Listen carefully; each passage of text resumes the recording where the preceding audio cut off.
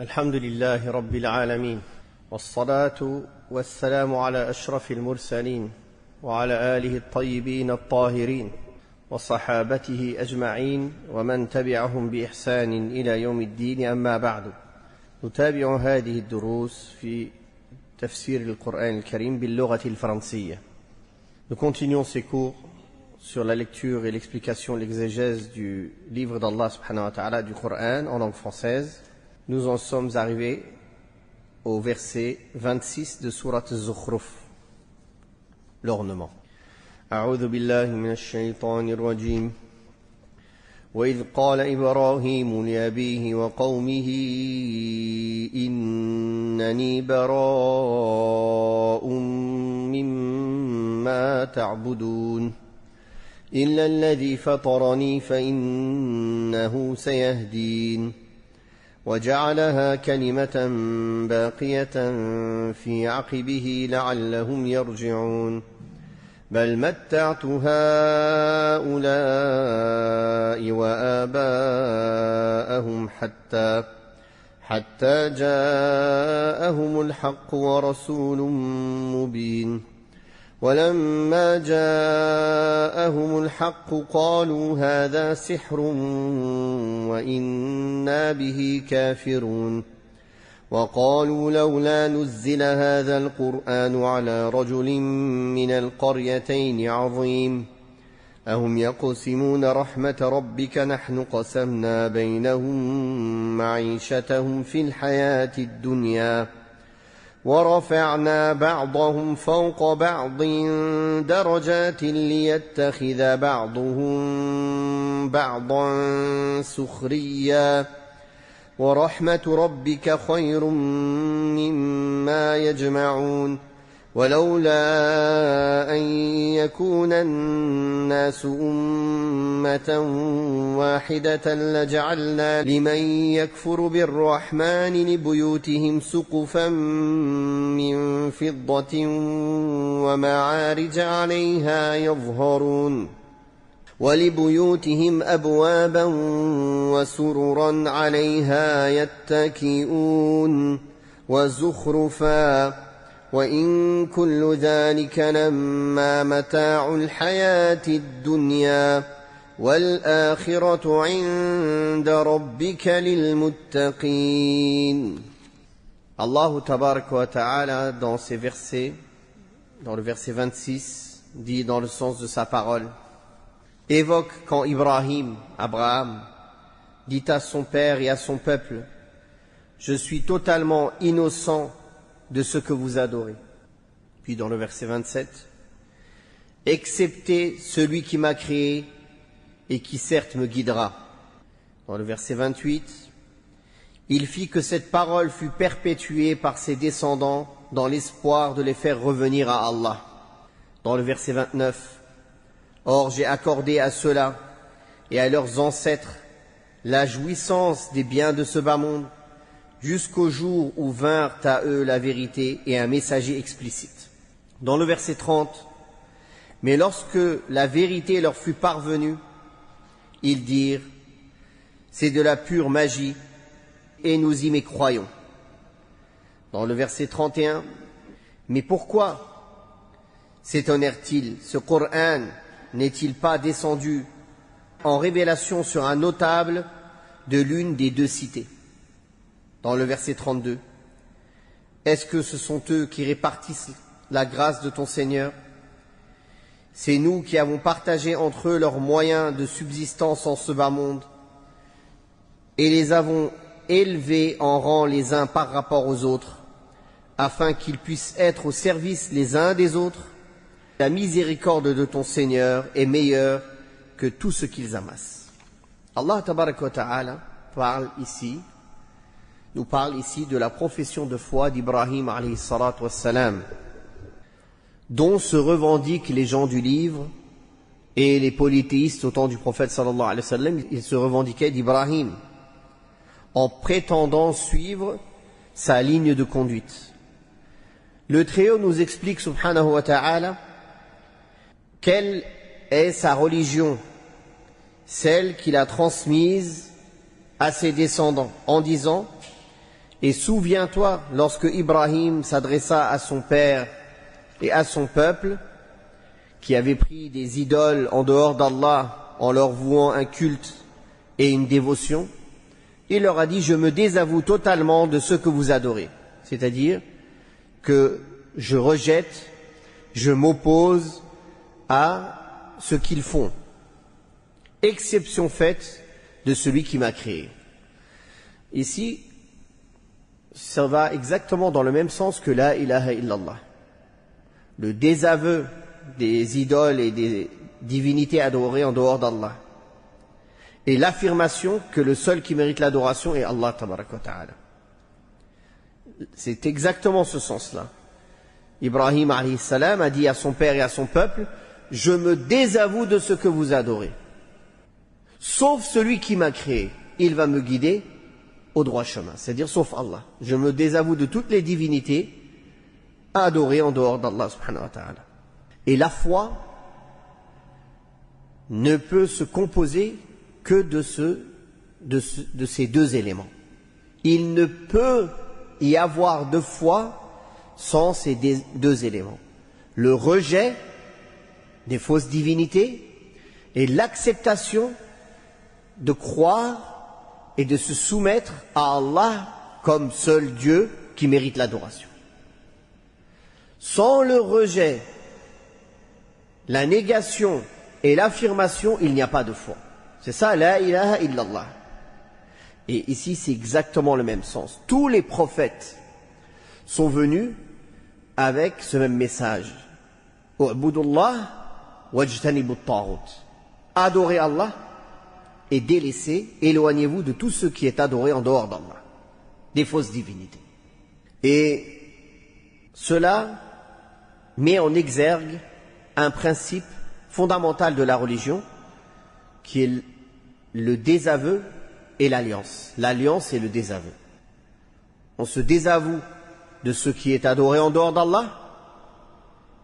On se désavoue de ceux qui adorent des divinités en dehors d'Allah.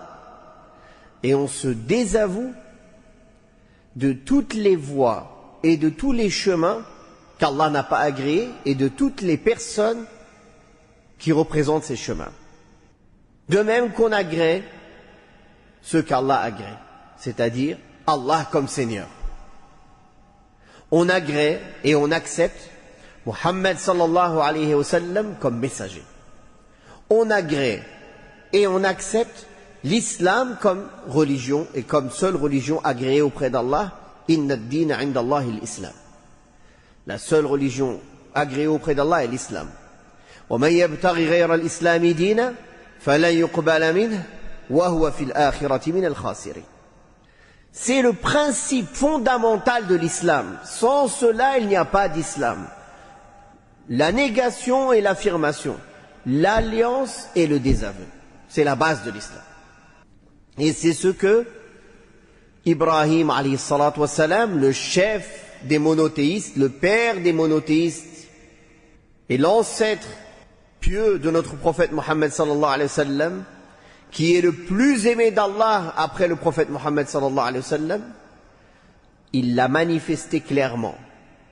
L'alliance et le désaveu pour Allah, même envers son propre père. Donc, il a dit: exception faite de celui qui m'a créé, je le prends comme patron et maître. J'espère qu'il me guidera vers la science et les bonnes œuvres, car de la même manière qu'il m'a créé et formé en fonction de ce qui m'est utile dans mon corps et dans ma vie, c'est lui qui me guide. C'est lui qui me guide dans ce qui m'est utile dans ma religion et dans ma vie future. Allah nous a créés, il ne nous a pas laissés en vain. Il nous a créés pour un objectif. Il nous a créés et c'est lui qui nous guide. Il nous a donné les moyens de suivre le bon chemin et la guider. Et Ibrahim fit ce désaveu, c'est-à-dire cette vertu louable qui est le principe de toutes les vertus, à savoir le dévouement dans l'adoration d'Allah tabaraka wa ta'ala seul et le rejet de l'adoration de tout en dehors de lui. une profession de foi qui devait se perpétuer dans sa prospérité afin qu'il revienne à Allah. En vertu de cette profession de foi héritée de leur père et qu'il a recommandée à certains de ses fils comme Ismaïl, Ishaq et Yaqub, Jacob. Isaac et Jacob qui est appelé aussi Israël.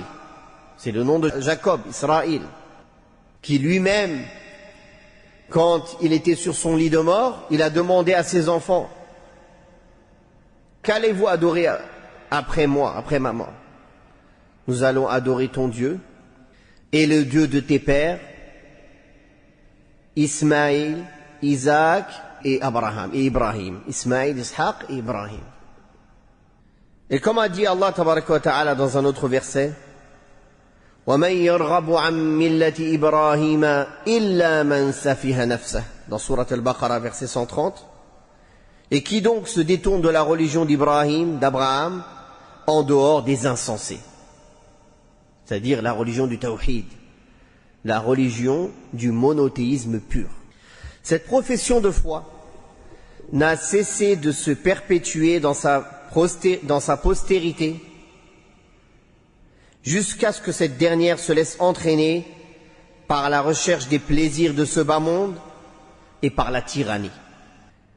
Le Très-Haut a dit à ce sujet: plus encore, j'ai suffisamment accordé à ceux-là ainsi qu'à leur père divers plaisirs de ce monde, au point où la satisfaction de ces plaisirs est devenue leur but et leur aspiration première dans la vie.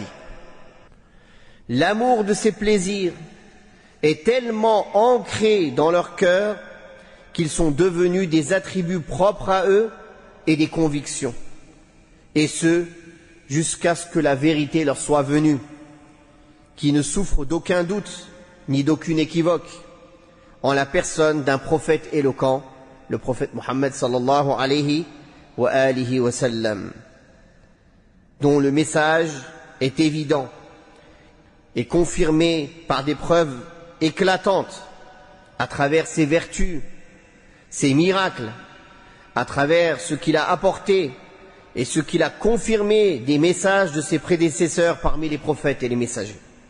Mais lorsque la vérité leur parvint, une vérité que tous ceux qui ont une religiosité minimum et un minimum de raison n'ont d'autre choix que de suivre et de s'y soumettre, ils s'écrièrent: ceci est de la sorcellerie, ceci est de la magie, et nous ne pouvons que la réfuter. Il s'agit là du pire des entêtements et de la pire des insolences, car ces gens-là ne se sont pas contentés de refuser la vérité et de la récuser, mais ils sont allés jusqu'à la contester et l'invectiver avec des propos infâmes. Ils l'ont traité de sorcellerie, de magie, ce que seuls les perfides et les vils parmi les gens peuvent avancer. C'est leur arrogance et leur aveuglement en raison de ce qu'Allah leur a donné, ainsi qu'à leur père, qu'ils les incitent et les amènent à proférer de tels propos. Si seulement, disent-ils, ce Coran avait été révélé à quelques notables de l'une ou l'autre des deux cités. L'une et l'autre des deux cités, il s'agit de Mecca ou de Taïf. C'est-à-dire qu'en raison de la corruption de leur intelligence, ils proposèrent à Allah d'envoyer quelqu'un de révéré et de considéré chez eux parmi les gens de la Mecque ou de Taïf, à l'image de Walid ibn al-Mughira et d'autres notables parmi eux. Allah leur répondit: serait-il chargé de répartir la miséricorde de ton Seigneur? C'est-à-dire qu'ils pensent mieux savoir qui mérite la prophétie. Est-ce que c'est eux qui vont choisir à qui ils vont donner sa miséricorde? Est-ce que ce sont eux qui sont chargés de gérer les trésors de la miséricorde d'Allah en accordant la prophétie et le message à qui ils veulent et en privant qui ils veulent? Bien sûr que non. La prophétie et le message est un choix d'Allah subhanahu wa ta'ala. Allah ta'ala a dit dans le sens, c'est nous qui répartissons les moyens de subsistance dans la vie de ce bas monde et qui élevons les uns au-dessus des autres dans la vie d'ici-bas. Or, la miséricorde de ton Seigneur est préférable à tout ce qu'ils amassent dans ce bas monde. Ainsi, si les moyens de subsistance des créatures se trouvent entre les mains d'Allah, c'est lui qui les distribue et qui les répartit entre elles comme il le veut. Par conséquent, il accorde avec largesse à qui il veut et il accorde avec retenue à qui il veut, en fonction de sa sagesse subhanahu wa ta'ala. Si il a voulu donner ses largesses à quelqu'un, c'est selon sa sagesse et sa science.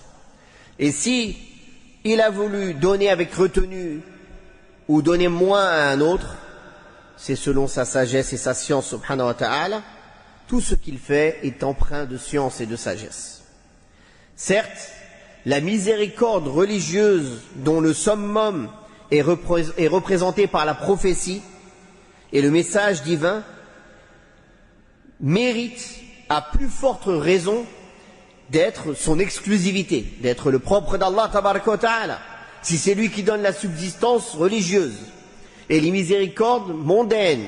Alors que dire de la plus grande miséricorde religieuse qui est la prophétie et le message?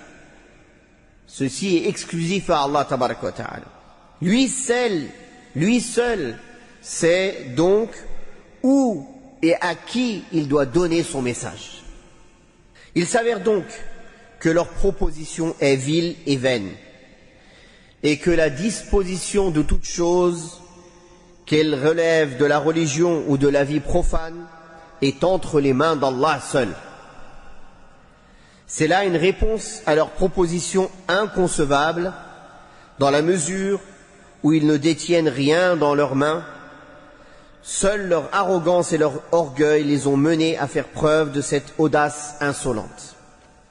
Quand ils ont dit, si seulement ce Coran avait été révélé à quelques notables de l'une ou l'autre des deux cités, s'ils connaissaient les réalités des hommes et les vraies caractéristiques à l'aube desquelles on juge le degré des hommes et leur position vis-à-vis d'Allah tabaraka wa ta'ala et des hommes, ils auraient su avec certitude que le prophète Mohammed, fils de Abdallah, fils de Abd al-Muttalib, est le plus grand des gens, est le plus grand des gens par la dignité, le plus élevé par la noblesse, le plus parfait par la raison, le plus riche par la science, le plus judicieux dans ses avis, le plus illustre dans ses vertus, le plus compatissant, le plus miséricordieux, le plus pieux, le plus dévot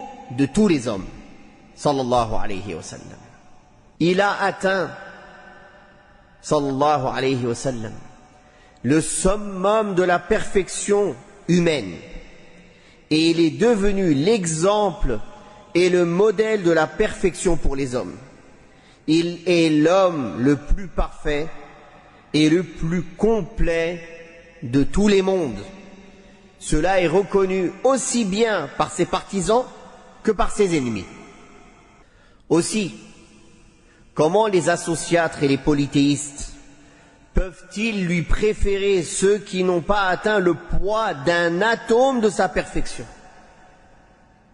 et qui, en raison de leur bassesse et de leur stupidité, ont pris pour des dieux qu'ils adorent et qu'ils invoquent des idoles, des arbres ou des pierres qui ne peuvent ni nuire, ni être d'aucune utilité, ni donner, ni enlever, ni quoi que ce soit. Bien plus, toutes ces statuettes, tous ces saints qui sont morts, toutes ces choses et ces idoles qu'ils adorent en dehors d'Allah sont à la charge de leurs adorateurs qui les entretiennent. C'est eux qui viennent s'occuper d'eux, c'est eux qui les nettoient, c'est eux qui les façonnent. N'est-ce pas là un comportement de stupidité et d'insolent? Comment peut-on considérer de tels gens comme des gens nobles et notables. Bien plus, comment peut-on les préférer au dernier des messagers et au maître des enfants d'Adam, alayhi salatu wassalam. Il est vrai que les mécréants ne comprennent rien. Il y a dans ce verset une indication quant à la sagesse d'Allah tabaraka wa ta'ala qui donne la préférence à certaines personnes sur d'autres dans ce bas monde, afin que ceux-ci prennent cela en dérision, c'est-à-dire afin qu'ils se vantent les uns les autres de leur force, de leur métier, de leurs travaux, de leurs arts. En effet, si tous les hommes étaient égaux dans la richesse et que personne n'avait besoin de l'autre, beaucoup de leurs intérêts et de leurs avantages mondains seraient paralysés. Donc Allah Ta'ala a donné avec parcimonie les biens aux gens. Il y a aussi une preuve que le bienfait de la part d'Allah religieux est bien meilleur, est bien plus haut, est bien plus riche, est bien plus grand que le bienfait terrestre. Comme Allah tabaraka wa ta'ala a dit: قُلْ بِفَضْلِ اللَّهِ وَبِرَحْمَتِهِ فَبِذَلِكَ فَلْيَفْرَحُوا هُوَ خَيْرٌ مِّمَّا يَجْمَعُونَ. Dans un autre verset, Allah Ta'ala a dit: Dis, de la grâce d'Allah et de sa miséricorde, c'est de cela qu'ils doivent se réjouir. Elles sont préférables à tout ce qu'ils peuvent amasser. Puis dans les versets 33 à 35, Allah Ta'ala dit dans le sens: Si ce n'était pour éviter que tous les hommes ne se réunissent en une seule communauté de mécréants, nous aurions fait que ceux qui mécroient aient des maisons aux toits et aux escaliers d'argent pour y monter. Nous aurions mis à leurs maisons des portes et y aurions installé des lits sur lesquels ils se reposeraient. Et y aurions prévu des ornements. Zukhrufa, c'est le nom de la sourate. Des ornements, l'ornement. Mais cela n'est que jouissance de la vie en ce bas monde, alors que l'autre monde auprès de ton Seigneur est destiné aux gens pieux. Allah tabaraka wa ta'ala nous informe que ce bas monde ne vaut rien à ses yeux. Et que n'était-ce la compassion d'Allah tabaraka wa ta'ala et sa miséricorde qui sont les choses les plus précieuses entre toutes, ne serait-ce sa compassion et sa miséricorde envers ses créatures, il aurait donné les richesses de ce bas monde en abondance aux mécréants, et il aurait pourvu les maisons de ceux qui nient le miséricordieux de terrasses en argent avec des escaliers pour y accéder, ainsi que des portes en argent. C'est-à-dire qu'il aurait embelli leur vie avec divers atours et leur aurait donné tout ce qu'ils désirent. Mais seule la miséricorde d'Allah envers ses serviteurs l'a empêché de faire cela, c'est-à-dire la crainte qu'ils ne succombent aux attraits de ce bas monde et ne tombent dans la mécréance et les péchés par amour de cette vie. Si Allah avait fait que tous les mécréants auraient toutes les richesses et que des palais en or et en argent et autres, cela aurait été une fitna pour ses serviteurs. Alors Allah Ta'ala n'a pas décidé cela. Il a divisé sa richesse de ce bas monde. Il la donne à ceux qu'il aime et à ceux qu'il n'aime pas. Il y a des mécréants très riches, il y a des croyants très riches. Il y a des mécréants très pauvres, il y a des mécroyants très pauvres. La pauvreté et la richesse n'est pas un signe de l'amour d'Allah subhanahu wa ta'ala. Mais le signe de l'amour d'Allah, c'est quand il nous fait grâce de sa miséricorde et de ses bienfaits. Quand il nous fait grâce de ses bienfaits religieux, de la guidée, de la foi, des bonnes actions, des bonnes moralités, du bon comportement, de tout ce qui peut nous être utile dans notre religion et surtout dans l'au-delà. Il y a ici la preuve qu'Allah, par sa sagesse, peut priver les gens de certaines choses de ce bas monde que ce soit de façon générale ou particulière, pour l'intérêt de l'être humain, pour son propre intérêt. L'être humain ne comprend pas. Quand Allah le prive de certaines choses qu'il désire, il se révolte. Il est en colère. Il n'est pas satisfait du décret d'Allah. Mais il ne sait pas qu'il y a une sagesse derrière ça. C'est pour son propre intérêt. Il y a beaucoup de gens, les biens matériels et l'argent seraient pour eux une cause d'égarement total. Et ceci est le cas de la majorité des gens. La majorité des êtres humains, les richesses sont une cause de transgression. Allah Ta'ala a dit dans le Coran, Kalla, innal insana la yatagha ar-ra'ahu istaghna. Certes non, l'être humain transgresse quand il voit qu'il est riche, quand il pense qu'il a ce qu'il faut. Quand l'être humain pense qu'il a tout ce qu'il faut, il transgresse. Quand il est pauvre, quand il a besoin, il s'en remet à Allah, il demande.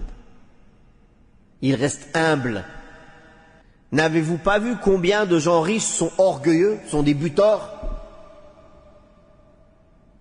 méprisent les créatures d'Allah, les prennent de haut? Avez-vous vu beaucoup de gens riches, modestes, humbles, et quand ils sont assis au milieu des gens, on ne fait pas la différence entre eux et les plus pauvres? La majorité des gens riches sont facilement attirés par la transgression.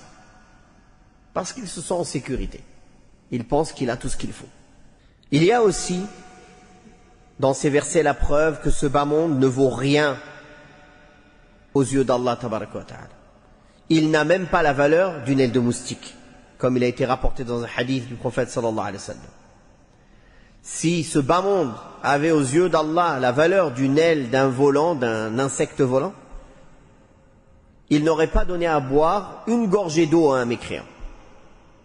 Et la preuve que ce bas monde n'a pas de valeur, puisque tous ces plaisirs, tous les plaisirs de la vie cités dans ce verset sont éphémères. Ils sont éphémères, ils sont imparfaits, ils sont empreints de désappointement et de déception.